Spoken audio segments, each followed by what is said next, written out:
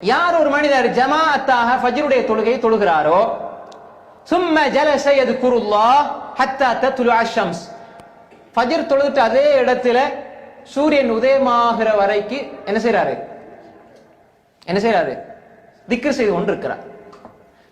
சூரியன் உதயமாகி அந்த குறிப்பிட்ட ஒரு 15 நிமிஷம் கதர் 15 நிமிஷம் தாண்டிய பின்னால் சும்ம சல்லா ரகாத்தீன் 2 ரக்காத் தொழுகிறார்.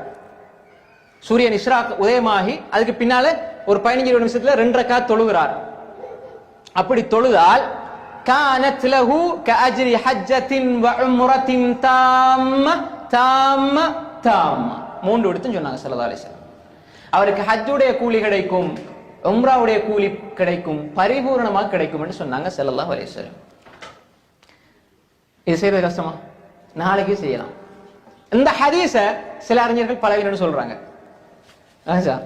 ஆனால் நான் பார்த்த வகையில இதுக்கு சில ஷவாஹிதுல் ஹதீஸ்ல இருக்கு. ஹதீஸ நேரடியாக இஸ்னாத் அறிவிப்பாளர் வரிசை பார்த்து தைஃப்னு சொல்ல முடியும். வேறு பல ஹதீஸ்கள் ஒன்று திரட்டி இதை சஹீஹ்னு சொல்லலாம். அதனாலதான் அல்பானி ரஹிமஹுல்லாஹ் இதை சஹீஹ்னு சொல்கிறார், பின் பாஸ் ரஹிமஹுல்லாஹ் சஹீஹ்னு சொல்கிறார், இப்னு உஸைமின் ரஹ்மத்துல்லாஹி சஹீஹ்னு சொல்கிறார். எனவே இந்த 3 பேரும் சஹீஹ்னு சொல்கிறார்கள். நான் பார்த்த வகையில இந்த ஹதீஸ் ஹசன் லிகைரிஹி அல்லது ஹசன், இது ஒரு சஹீஹான ஹதீஸ் வகையில தான் இது அடக்கப்பட வேண்டும்.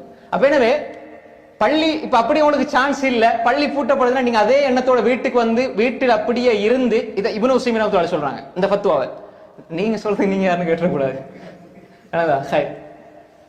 இப்னு உஸைமின் ரஹ்மத்துல்லாஹி சொல்றாங்க, அந்த எண்ணத்தில் அவர் பள்ளியில தான் இருக்க நினைச்சாரு, பள்ளி மூடப்பட்டிருந்தால் வீட்டுக்கு வந்து அவர் அதே இடத்துல தொழுகிற இடத்துல முசல்லா விரிச்சு உட்கார்றார், சூரியன் உதயமாகிக்கு பின்னால அவர் 2 ரக்காத் தொழுகிறாரு. இப்ப அந்த நன்மை கிடைக்கும் என்றால் கிடைக்கும்.